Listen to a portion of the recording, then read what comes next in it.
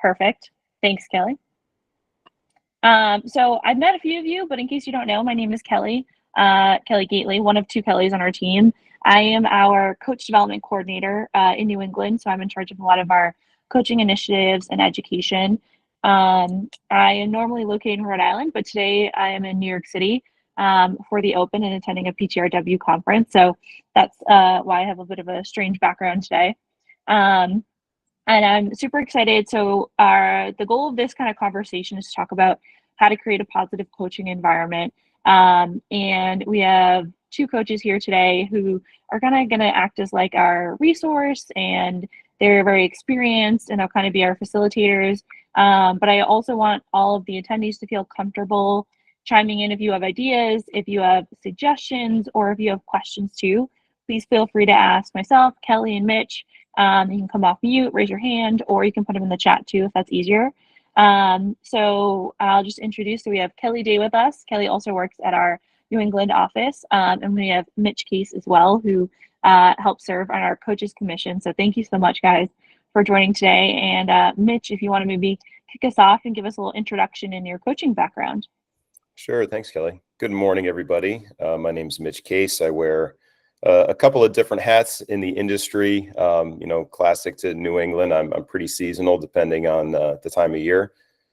Currently, I'm the director of tennis at Woodridge Lake Property Owners Association in Goshen, Connecticut, small little club in northwestern Connecticut. During the indoor season, I'm at Farmington Valley Racquet Club just as a staff pro, work with a lot of USTA ladies teams during that time of year. In the spring, I'm a high school tennis coach at Northwestern Regional 7. I'm also a racket stringer, and I just strung a couple days up at the OBN, the Canadian tournament up there in Montreal, and I'm a member of the head stringing team at Indian Wells since 2021. In the past, I've been a USTA coach developer. Had to take a little bit of time off this year because I'm doing so many workshops with the PTR as a PTR coach developer. So a little bit all over the place, but happy to be here with you all this morning and to hopefully learn something great from all of you.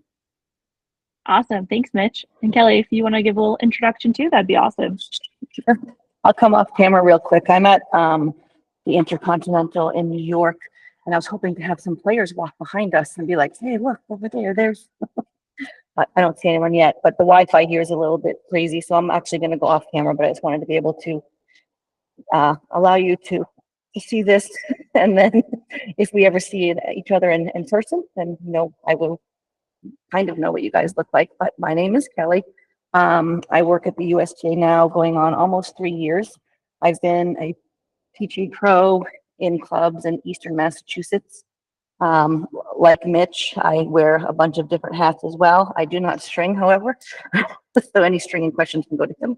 I started my teaching not having played tennis growing up, so I actually come out of the education background. I was an elementary school teacher very briefly before I had my kids.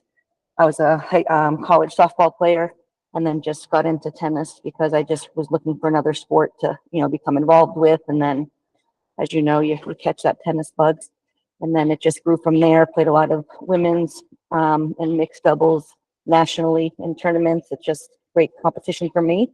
And then I just went back into the teaching, but in the club field. So my focus is really on orange and green ball space. I was a high school coach for 5 years for both boys and girls in Eastern Mass, and it's just something that I'm super passionate about in coaching these kids, not just high performance level kids, but the regular kids, as I refer to them here at USDA, the 90% of the population, and just really about giving them great experiences and reasons to play, and just creating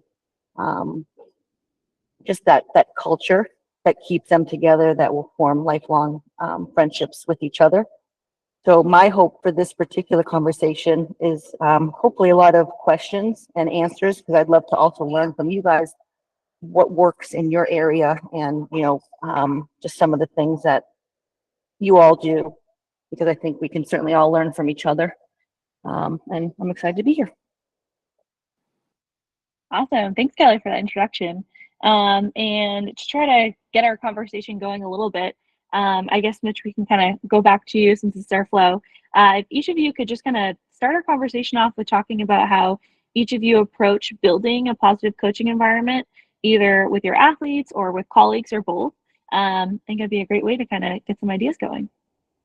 Sure, sure. I think when we're talking about building a productive environment, everything has to be centered around player experience. So when we think about that, so if Kelly and I are working together, if our objective is providing the best experience for the players, regardless of where she and I are coming from, whether it's, even though we're coming from different clubs and maybe a little bit different perspective, I think if we always put that front of mind, we can always typically find common ground in terms of how to provide that. So again, I think everything is underpinned by the idea of I want to serve the best interests of the players every time I step on court. I think that does a lot of work for us.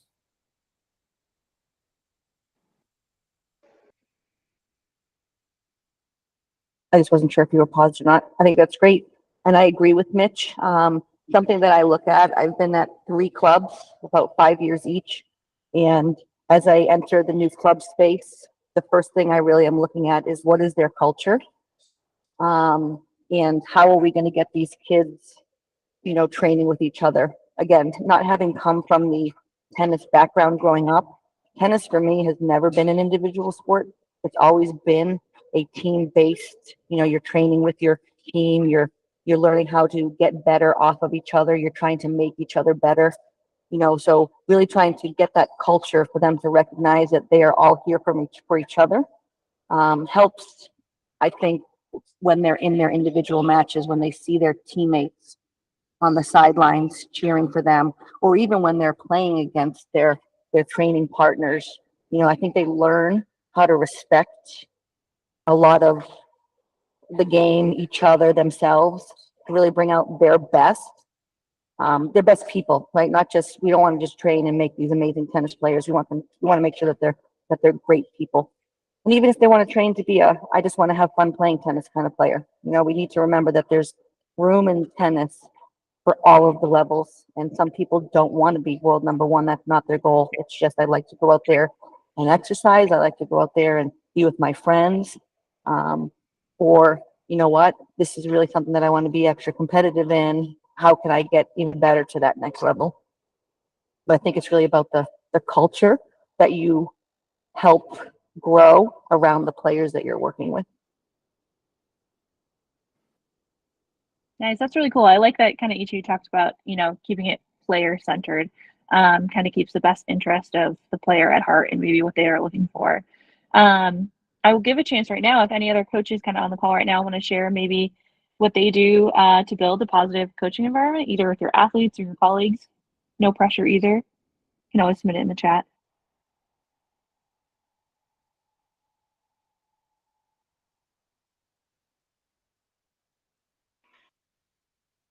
I'll add one thing, and I think it's also important to remember that as you're meeting these new kids that come into either your team or your program, it's important, I think, to allow them to be who they are and to help the others be inviting of those players.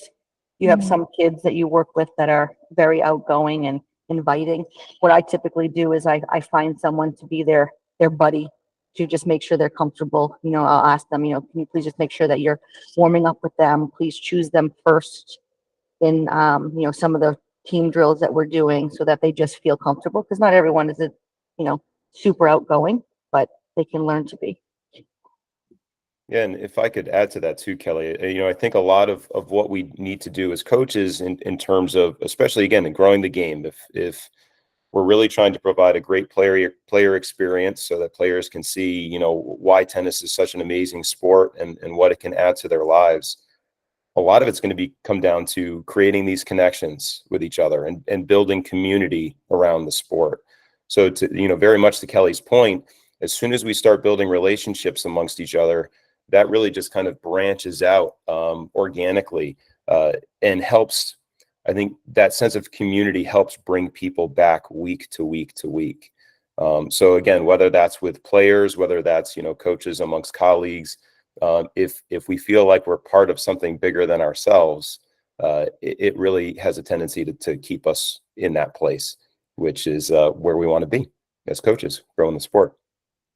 Yeah, I'm curious how each of you, Mitch and Kelly, sort of go about trying to build those relationships because, it's so important, but sometimes it can be intimidating being like, oh, I have, so many students, or I have high school team, I have 12, 24 players. How do you reach everyone?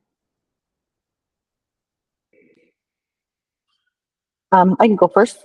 I think what's important first is that we need to remember that they are people first. They are students first. They are children first, and learn about them. I've had a lot of conversations with coaches who don't necessarily come from the education background, and I think that's just a unique perspective that I have brought to where I coach. And it's getting to know the player even before the tennis part of it, because I think if they recognize that you are in fact interested in them, then you will get the best of them. There's not one student that will come to you that is hoping to be the worst player that you've ever had. So, they're already coming in perhaps a little bit apprehensive of playing. Maybe they haven't played as much as other players, or maybe they're brand new to this, completely brand new to the sport. And as long as you can, make that connection with them and help them reach their small goals, or even recognize that, what, you don't need to go out and win every match, but if you are rallying one more time than you were before, there's just those little growths where you can just have those successes. And the other thing that I try to do team wise is we talk about what success really is and what is their definition of success. Because I think if you ask your players that, you'd be surprised at some of the answers that you'll get, because it's really not always about the win. And to add to that, I mean, Kelly couldn't have said it any better. You really just have to know your player. And the only way you get there, frankly, and probably the most powerful coaching tool that I try to use is just how I use questions out there on the court. And largely that relationship building is about just asking questions about the player as a person. So, what things do you like to do outside of tennis? What other sports do you play? Do you like music? What's your favorite subject in school? And the more you know as a coach, the better informed decisions you can make about how to interact with those players. So I think as a coaching tool, questioning and use of questions is one of the most powerful things we can use. Yep, I think that's very well said. And also remember, when you go out and you play tennis, the majority of the people are not winning, right? Each one, someone's going to lose every match. So it's just creating that safe place to not necessarily come back with the win, but to be able to find the wins within what they're doing, and getting to know them and how to talk to them, because you can't speak to everyone the same. I don't happen to be a super tough love kind of coach, but I'm also kind of sarcastic, and they know that. But there are kids where I know that my sarcasm doesn't reach them the right way. So I just need to be careful with how I am dealing with each one individually, and just creating that space where they can come to you when there are problems, or when they come to you with their great victories. Yeah, so kind of going off of that, Kelly, I like that you talked about, using different approaches for different players, and they might respond in different ways to different styles of communication. In general, how do you each adapt your coaching style to meet the varying needs of players kind of at all different stages of their development? That could be playing wise, it could be, social, emotional, development wise, it could be maturity. Just kind of curious what kind of things you guys do to try to address that. I'll let you go first, Mitch. Okay, sure. Thank you. I think if you go in there with a base level of knowledge about the age and stage of the player, it's important. So just to kind of know some just general, athletic development principles, growth and maturation principles is super, super helpful. And that kind of gives you that basic blueprint of understanding of what each player is going to be capable of at a particular age and stage. And then again, you continue on down that rabbit hole of getting more information about each individual player. So the more I learn, the more it's going to inform the decisions I make as a coach. And frankly, again, it comes back to that principle of I'm going to ask a lot of questions, really try to get to know the player as best I can. I think based on the age and stage, I'm going to tailor my questions a little bit differently. I might provide a little bit more yes or no or multiple choice questions to kids that are a little bit younger, or I should say players that are a little bit younger. Players that are a little bit older, I'm probably going to start to ask a little bit more open-ended questions to get more out of them. And again, as you build a relationship with the younger players, you might start to get more and more information out of them as they start to trust you and kind of understand how you work with them. So the questions might start to get more and more open-ended as you develop that relationship. But again, it's I'm going to sound like a broken record when it comes to the questioning piece because it's such a powerful tool. No, you're exactly right. And it's a similar style to I use. I ask a lot of questions. And for some kids, that's really different because some of them are, used to being spoken to as opposed to being asked a question. And I think another thing that's important about asking the questions is when they can come back with what they consider the right answer, there's success there, right? Like, can you remember what we talked about when we did this? And they come back with the answer with it, or, what do you think is the best reason to do this? And it just allows them to just have ownership in their game, which is also important. And, I think really bottom line is you need to meet your students where they're at. And the only way to find out where they're at is to get to know them and find out what their goals are, right? Because you can have team goals, but those team goals, in order to be accomplished, need to be a combination of what the team wants and not just what the coach is looking for. And Kelly, I'm going to jump in because for me, you just nailed it, right? You need to know what the player wants, and the only way to know that is to get to know them. I think that's kind of the crux of everything that we talk about as coaches and that player experience. So I think you nailed it on that one. And I also think that when you, thank you, Mitch. I also think that when when you're creating your team environment, you also have to look for, especially in the high school space, because you are creating your team for the season, is that you need to look for the people who, are they bringing value to your team, and what is their value? And oftentimes, if there is someone that is really kind of creating issues, there's sometimes a reason for that issue, and just being able to just make that connection. Maybe you change that person, and why is this how you're acting? Is this the best for the team? Is this how you would like people to be responding to you? And I think sometimes helping them with a little self-reflection when it gets off track of what the team values are, it's important to bring that up. And I think you also make sure that you protect the team. So having those harder conversations appropriately, keeping in mind that we're dealing with kids, we're dealing with gentle, soft egos that are, sometimes you just have to help them manage it and become their best selves. Yeah, I love Kelly, how you kind of mentioned talking about the team and individual players and how they're adding on. Shauna, do you have a question? I do. Quick question. Mitch and Kelly, can you talk a little bit about building into that, the component around the relationship with the parents and how that ties into what you were just talking about?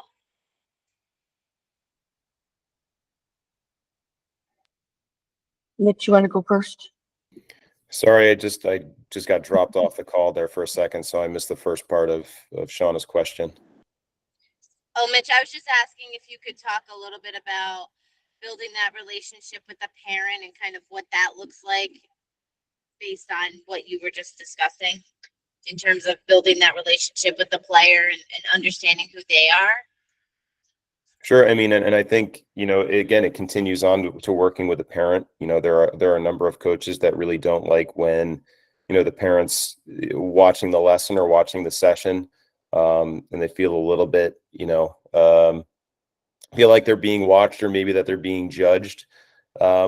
Frankly, I've gotten to the point in my career where I invite it. And a lot of the times when I'm running the session, I'll communicate obviously with the player, but every now and then I'll include the parent as well, or I'll say something that I know the parent can hear.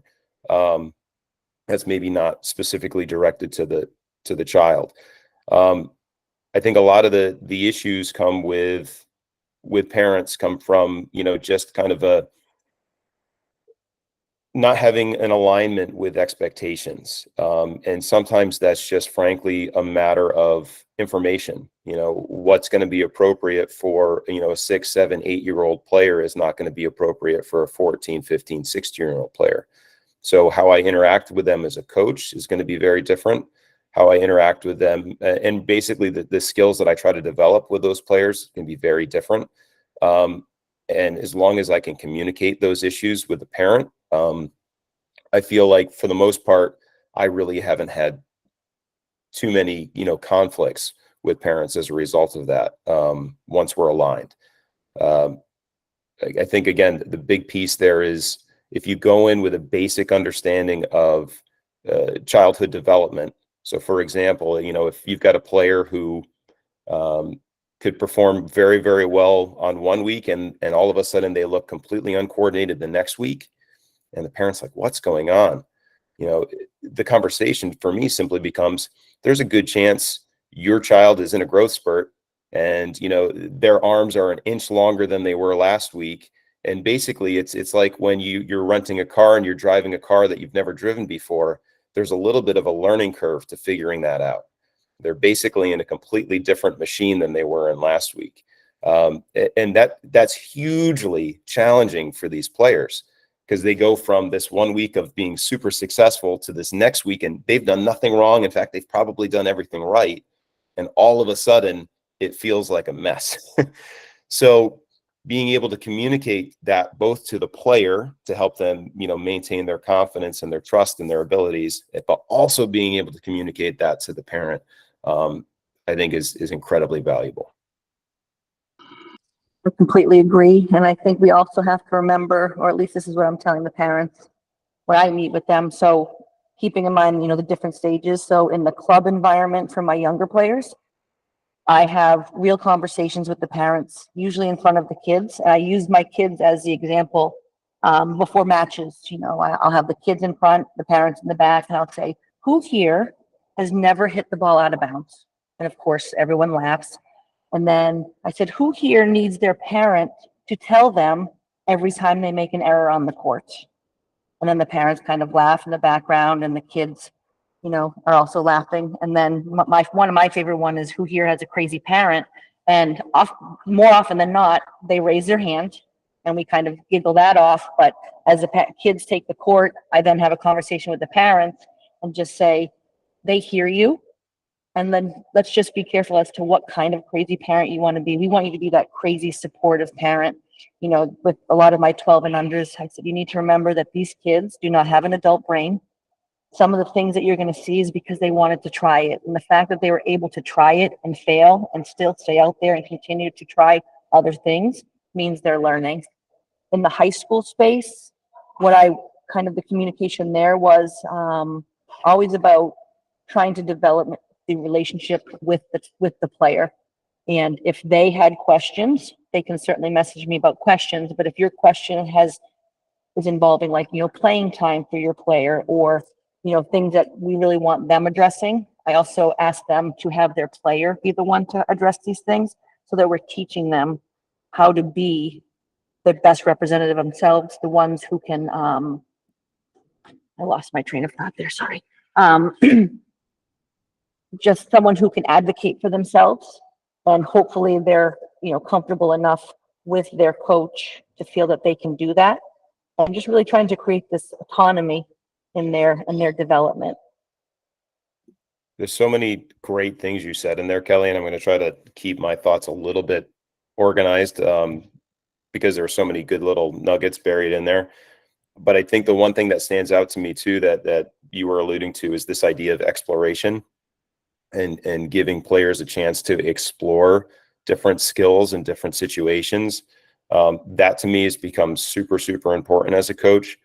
And you only get there when you as a coach, when you allow things to be messy. And I think a lot of the times when parents see messy, they see unproductive. And when they see struggle, they see unproductive. The downside of that is it has a tendency to take a little bit longer. And again, it doesn't look as nice. However, typically the learning tends to be better, and we get these outcomes where players are more adaptable and more creative And basically a little bit more, they develop the confidence through the process of developing the skill. So as I've gotten older as a coach, I've kind of moved away from just trying to be very, very segmented and regimented in teaching, tennis skills, and try to look bigger picture at going, the player that has great tennis skills isn't necessarily a great competitor. And why aren't they a great competitor if they've got these great tools? And for me, I know personally, a lot of it came down to my confidence. I had the tools as a young player, as a high school player, but mentally I wasn't there. So now I start to think about, well, what's going to develop the confidence to use these tools in an appropriate way, in a successful way? So as we're letting these players explore, if coaches are constantly trying to give players everything and not allowing the struggle and not allowing the exploration, we're kind of cheating them out of the ability to build confidence in their own strokes and in their ability to struggle and then succeed. So again, I know that was a little bit disorganized and I apologize, but if, to kind of frame that back up, struggle and exploration are great learning tools as coaches. And again, as long as we can communicate that to parents so they know what they're looking at, I think we can start to use them more and more and more. I think you said that perfectly. And, as I say to the parents, I do use the corny phrase, the struggle is real and we have to allow the struggle, and they're going to learn their best tennis by making the mistakes. So this comes back into the posing of the questions. So during, drills, why did you hit that shot? And if they can come back with a reason in their, they come back with a reason as to why they did it. I mean, we need to accept that they were trying something. When they come back with, I don't know, that leads me back into my teaching style of let's do everything with intention. And sometimes your intention is just to try it. And then we can also go into, well, how many times did you try that? And how many times were you successful? And then you kind of get them into reading what they're doing better. And maybe I need to make a change because it's not our game out there that they're playing. They're playing their game. Sometimes they're going to feel like their forehand is on fire. Sometimes they're going to feel like they can't keep their ball on the court. So there's always going to be a reason behind it. And as long as they're aware of what their reasons are, I think we need to, foster that and help them with those choices. Yeah, I'm going to jump in again. I apologize, but I love what you said there too, in terms of the intent. And for me, I always tell the players, like, as long as you can show your work, it's never a bad choice, right? It might not be an optimal choice, but if you've got a reason behind doing what you're doing, I'm 100% okay with it. But let's continue to explore this and see if there's something that maybe works even better. So. Kind of a question that kind of just popped in my mind going off of that, Mitch and Kelly, is, when you're having those players go through those struggle spots where they're trying to learn, they're trying out new things, I'm sure it may be common, or you may have a couple players that just kind of lose their confidence and struggle a little bit with, like, I don't know if I'm good enough, I can't get this. So how do you try to motivate those players when they might be struggling with or losing their confidence? Kelly, you want to fire away on that? I'm hoping that the environment that was created, I use the phrase a lot, keep going. It will hit.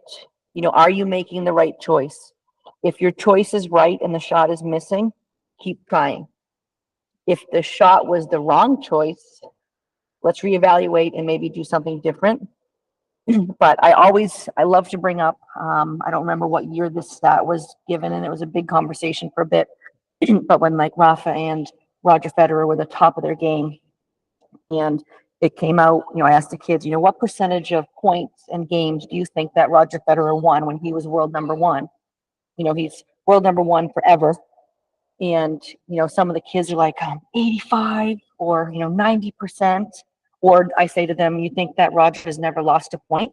So when they miss, I try to just kind of bring back the importance of the shot. One, it was just one shot. And, do you think that the top players never miss? But the answer to that question of what percentage of points do the top players win to remain at number one for so long is like 54%. It is just over half of their points they win to be maintaining that number one position. And I think that's kind of eye-opening for them. even though the kids all think that they should be hitting all of their shots and nothing should ever miss. And the other thing that I've most recently brought back is Roger Federer's speech that he gave at Dartmouth College, because he just said it so greatly. If you guys have not seen it, please download it and show it to your players, because it's just amazing how he talks about how you should play, how you should love everything about it. And it's just 1 point. And then there's going to be a next one. Yeah, the two points on that one. I'll start with, to carry over from that idea of the scoring system in tennis. It's wild. And if you really think about it, you really just need to get 2 points in a row and per game, and that's it at some point. And then you can just alternate through the rest of the game. So really I only need to be 2 points better than my opponent in any given game, and I win 6-0, 6-0. It's crazy. But that also means there's plenty of room for you to trade points with your opponents and be on that 1-to-1 ratio most of the time. So I think that's incredibly freeing mentally for me. I wish I had known that as a young player. But to your point, Kelly, about creating that culture that allows for the room to struggle and the room to explore and make mistakes and experiment. My favorite story is I was having a parent meeting, and I had one of my assistant coaches with me, and he's a funny dude. He's a middle school language arts teacher, great guy, been working with me we actually played high school tennis together. He's been working with me for, I think, almost 10 years now. But one of the parents said they just didn't understand the concept of growth mindset. And he responded with, "You don't understand the concept of growth mindset yet." And it was one of the funniest jokes I've ever heard in my life. But really that was it. It's if we create this concept of, if we build our culture around this concept of growth development, where, it's not a binary, you have it or you don't have it. It's that things are constantly in development and at various stages along the pathway. The kids are going to feel free to make these choices and to experiment and to try. And so again, a lot to Kelly's point, so much of it is how you build the environment around the players that really solves some of these downstream problems of, feeling like they're not successful. So a lot of the work that we have to do as coaches is front loaded. We've got to hit the ground the very first day and build an environment where players feel safe to be themselves. They feel safe to try different things.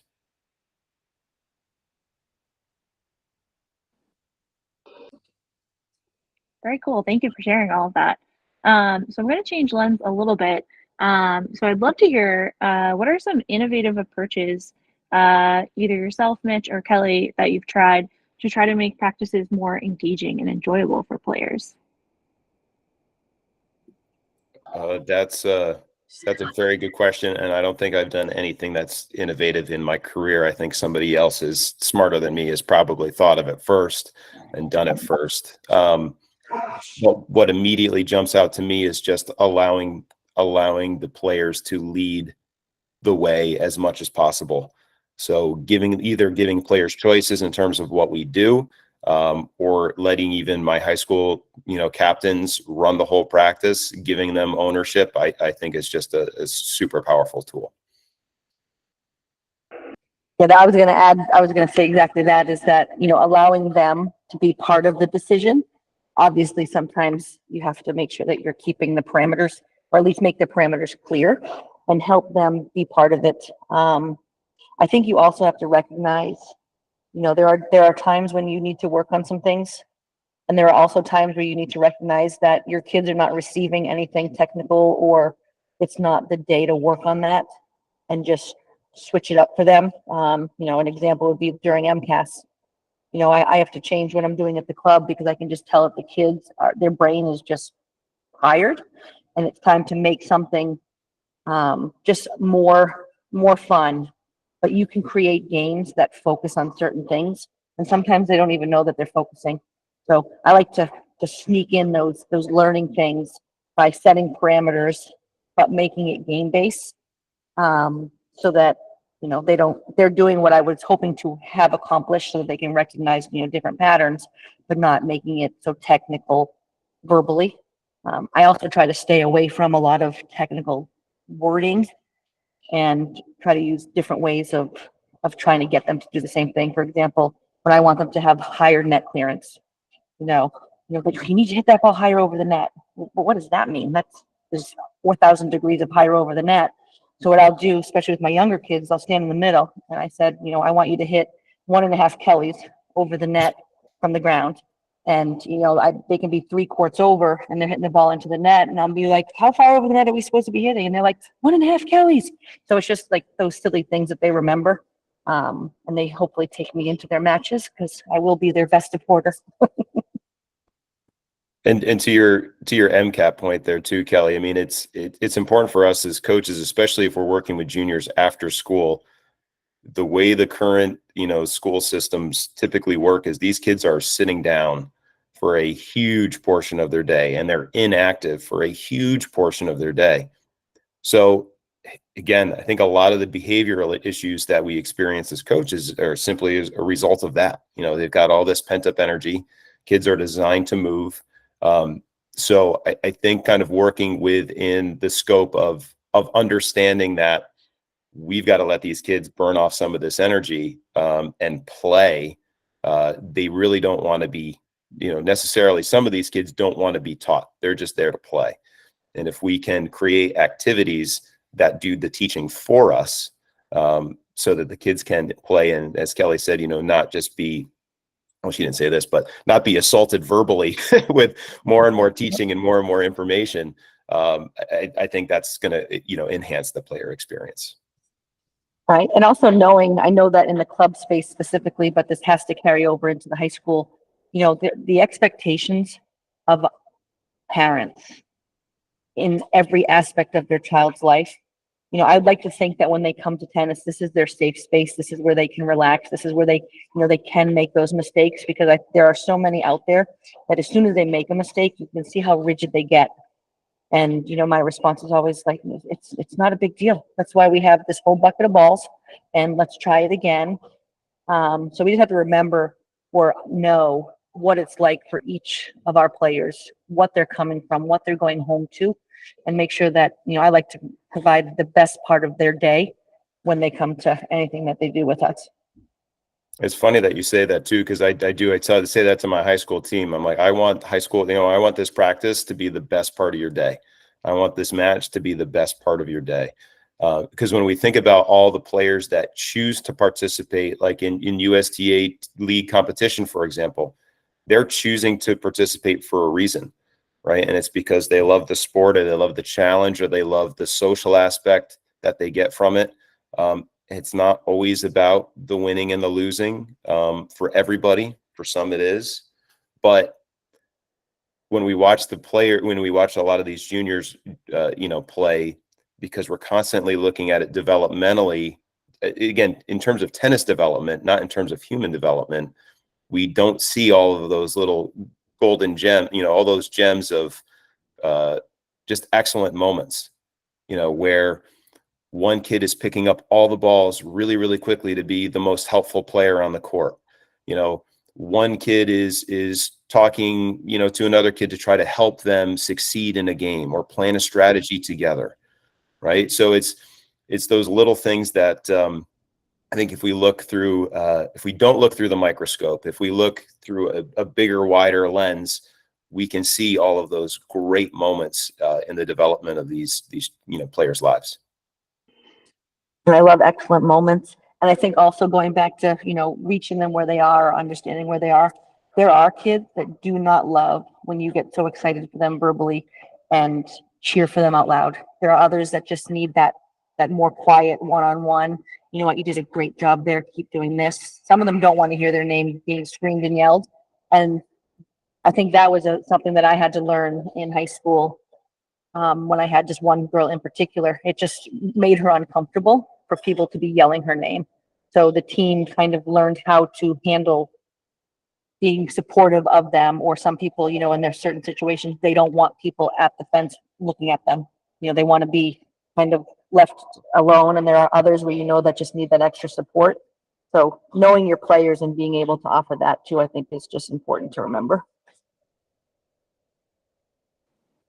Awesome. Thank you so much, both, for sharing that. So much valuable information. Absolutely fantastic.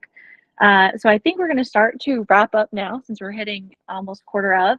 But before we start to wrap up, I also just want to open it up one more time in case any coaches have any questions or thoughts they wanted to share.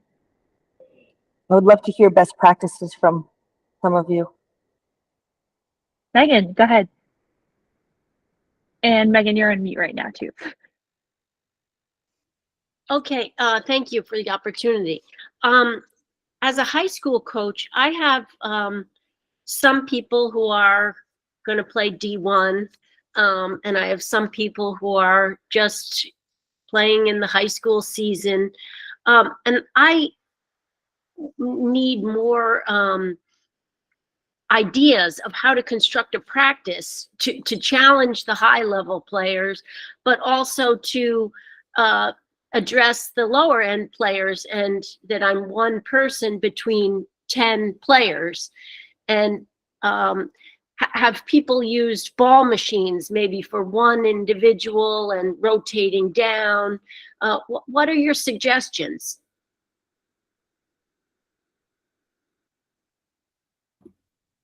That's a huge challenge, I think, and especially, you know, when you're trying to differentiate and find the appropriate level of challenge for a very wide range of players. That's a huge challenge. But for me, it comes down to just that. So if you create a kind of a standardized practice, so if your top players are playing points, for example, or are participating in a particular rally, right? They're warming up cooperatively per se. I try to give each player an individual challenge, right? So if, you know, your top player is, you know, one level above your second player, it's going to be for that top player, I'm going to really try to challenge them with a number of constraints. Okay, you're only able to hit backhands down the line. You know, you're only able to hit a forehand if you can hit it 1.5 Kellys above the net. But really starting to think about the specificities of the level of challenge for each individual player. So again, it might be, okay, Stacy, I'd like to challenge you to hit 10 balls in the court before you start coming forward. All right. Beth, I want you to focus on hitting 3 balls in the court before you start playing. You know, so again, that's just a very, very general example, but something along those lines. And then you might go down to that other court where the players maybe aren't as strong, and it might be, I just want to see you. You know, how many times can you cooperatively send that ball back and forth? That still requires again it's still a little bit level based in the sense you need someone who can participate with at least one other player at that level, or close to that level. But definitely a huge challenge, I think, for a lot of coaches. So thank you for bringing that up, Megan. Kelly, what you got? Yeah, that was great. Yes, I also try to create the challenge per person. And I think it's also, I like to empower those stronger players to, I sometimes refer to it as, you know, can you be the coach in this situation? And this is what I say to them one-on-one. I want you to be the coach. I want you to, you know, be able to do this so that they can do this. So it comes down to the same thing that you said, Mitch, either, you know, X number of times that this is happening, or for the next 5 minutes, can you just help with the improvement of this other player? Oftentimes, when you have that kind of difference, someone's a club player, someone's a recreational player. So I think a lot of times they're also getting that extra training outside of the high school, but they're just learning the values of being part of a team and, you know, trying to just grow that part of their tennis, knowing that they can get some of the other challenges on court with, you know, with the club that they're playing at, or like Mitch had said, is just creating the challenge with that player. It is definitely a hard situation and very common on high school tennis teams, which is why a lot of high level players don't necessarily play, and really they're missing that experience of just being part of a team, especially if they're going into college play. So when the we have so many high level players that don't get that experience until college, and then that's sad for me, for them. I wish that they could experience that. Yeah, and I love Kelly's point too, that the peer-to-peer coaching. I think I became a better player when I started coaching, and your understanding of obviously the tennis X's and O's, I think, improves as you learn to have to communicate some principles and try to be as simple as possible. But again, to kind of some of the points Kelly's been talking about all day, just the people skills, I think is really, really important. The ability to work with other players, working on your communication skills, working on as being a great teammate. I think there's so much value in that too, and it doesn't necessarily translate to the match court, but it translates to their lives later on down the road. So I think there's a lot of value in that too. Awesome. Great question, Megan. That really kicked off some good thought. And Glow, thank you for also sharing your comments in the chat too about it helping to build leadership skills as well. I think that's super important. We probably have time for one, maybe two more questions if anyone else has any.